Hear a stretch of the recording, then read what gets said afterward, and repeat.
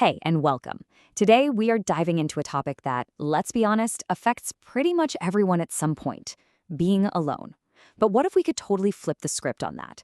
What if solitude wasn't something you just had to get through, but something you could actually genuinely enjoy? Let's talk about how to treat time by yourself not as some kind of problem, but as a personal project.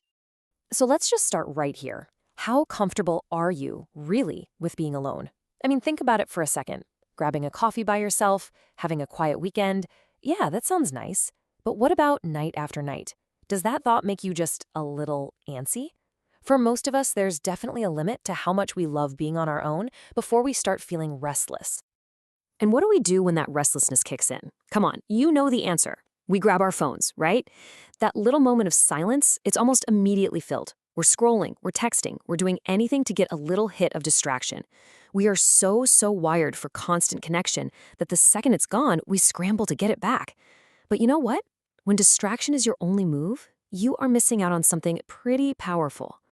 Okay, so where does this feeling even come from?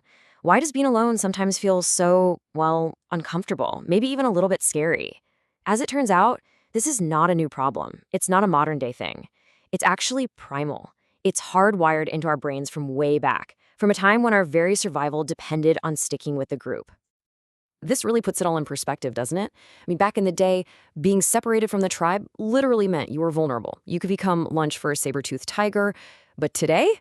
Today, being alone means you get undisputed control of the remote, the music, the whole vibe. Just realizing this is a simple but super powerful first step.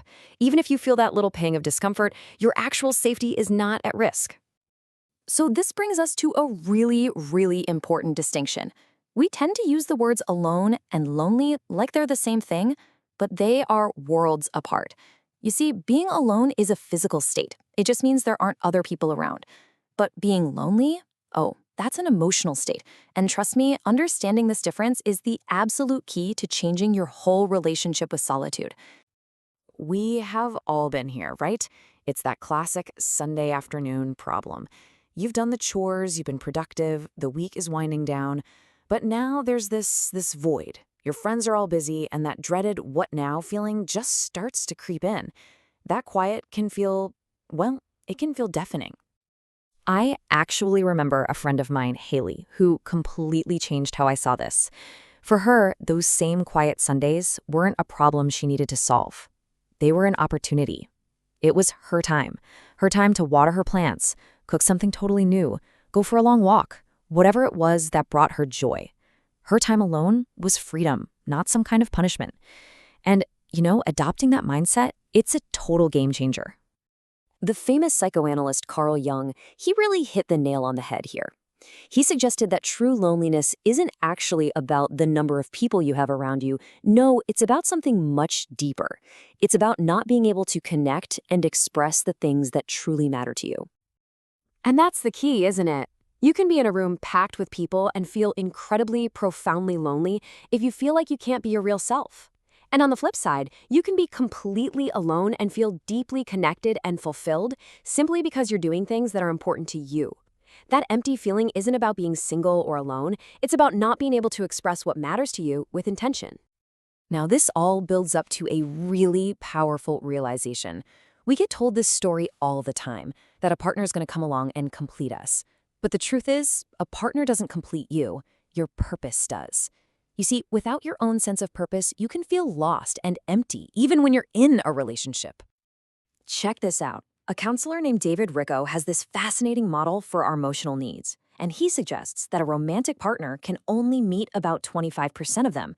So, where does the rest come from? It comes from you. It comes from your connection to yourself, your family, your passions, your hobbies, even your pets. Just let that sink in for a minute. 3/4, the vast majority of your emotional fulfillment is your own responsibility and your own creation. This is exactly why learning to truly enjoy your own company, to build a life that excites you on your own terms, is one of the most empowering things you will ever do. And hey, this isn't about cutting yourself off from the world. Not at all. It's about choosing intentional solitude. It's about you actively deciding to do things that you love just for you. Whether that's trying out a new recipe, finally getting those paints out, writing down your thoughts in a journal, or just getting outside in nature. You are actively building your own fulfillment. Okay, so we've talked about the big mindset shift, but what do you do in the moment? When that feeling of loneliness just hits you like a ton of bricks. It really helps to have a practical tool. So here is a simple 4-step reset you can use anytime to break out of that loneliness loop. First up, just acknowledge the feeling. Don't run from it. Ask yourself, what am I really, truly yearning for right now? Second, shift your mindset. Remind yourself, hey, this feeling is valid, but it's also temporary, and you have the power to change it. Third, take intentional action. Put the phone down, get up and do something. Go for a walk, write something, create something, clean something. Purposeful action is the antidote. And finally, step 4, celebrate your independence. See this time as a chance to recharge with activities you genuinely love. So to kind of bring this all together, the ultimate takeaway here is this. Time you spend alone is not a waiting room for your real life to finally begin. It is your real life. Think of it more like a creative space or a workshop for building the amazing person you want to be. I absolutely love this quote because it just reframes everything perfectly. Being on your own, whether it's for an evening or for a longer season of your life, is not some passive state of just waiting. It's an active opportunity. Yeah, there might be gaps to fill, but there is also incredible freedom to shape your world exactly as you see fit. And the payoff for embracing this? Oh, it's immense. When you boldly choose solitude, even for just a few hours a week, you cultivate so much freedom and clarity. You build this profound self-respect. And kind of ironically, by becoming more comfortable on your own, you actually end up building stronger relationships with other people because you're coming to them from a place of strength and choice, not desperation. So I'm going to leave you with a question to think about. When you stop seeing your solitude as this empty void and you start seeing it as an open space, like a blank canvas, what will you create in your newfound freedom?